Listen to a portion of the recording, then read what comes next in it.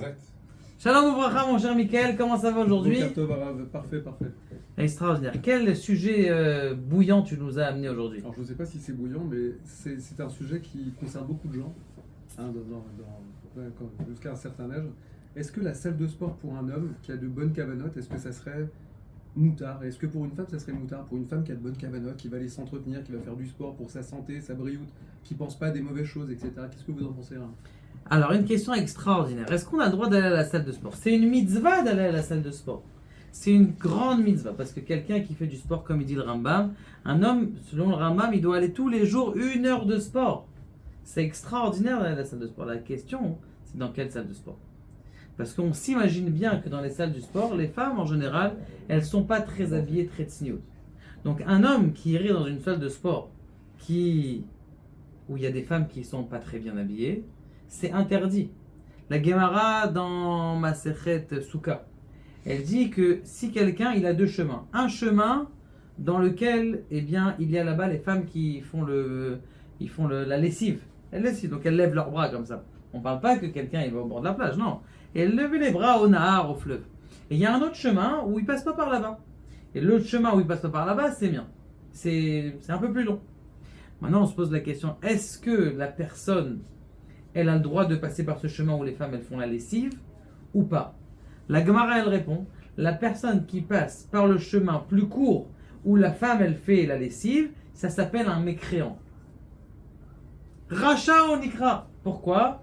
Racha ra mereot bera. Ça veut dire quoi? Tu vas regarder du mal. Parce que tu as 2 chemins. Tu as 2 possibilités. Tu as la possibilité d'aller à la salle de sport qui est cachère, ou tu as la possibilité de venir à des horaires où il n'y a aucune femme. C'est sûr. On m'a dit que, je sais pas, vers 22h, 23h, je sais pas. En tout cas, s'il n'y a pas de photo, bien sûr, des fois, je sais pas, je peux m'imaginer. Dans ce cas-là, d'accord, si tu es sûr que la personne, elle va pas avoir. Il n'a pas d'autre choix. Non. S'il y a une salle de sport qui est cachère, et une salle de sport qui n'est pas cachère, même si la salle de sport qui est cachère, eh bien, elle est moins bien que la salle de sport qui est cachère, eh bien, dans ce cas-là, c'est interdit d'aller dans la grande salle de sport où là-bas, il y a des femmes. Pourquoi? Parce que, on t'a dit, tu as 2 chemins en face de toi. Maintenant, si tu n'as qu'un seul chemin, tu n'as pas d'autre choix. Est-ce que tu as le droit d'aller? Ça, c'est aussi un problème. Pourquoi? Parce que qui t'a demandé d'aller là-bas? C'est pas que tu travailles là-bas, c'est pas que tu es le comptable de la salle, c'est pas que... Donc, a priori, il n'y a aucun éther d'aller dans une salle de sport qui est mélangée. Il y a des salles qui sont séparées ou des horaires qui sont séparés. Même les peuples aujourd'hui, ils ont compris qu'il y avait des problèmes dans les piscines et ils ont fait des horaires piscine pour hommes, des horaires piscine pour femmes et on n'a pas le droit d'aller dans une piscine qui est mélangée. Maintenant, le contraire. Une femme qui est religieuse, qui a envie d'aller dans une salle de sport où, il y a des femmes qui ne sont pas habillées, elle a le droit de regarder a priori des femmes qui ne sont pas habillées ou mal habillées et des hommes. Est-ce qu'elle a le droit ou elle a le droit? La réponse c'est qu'aussi elle n'a pas le droit.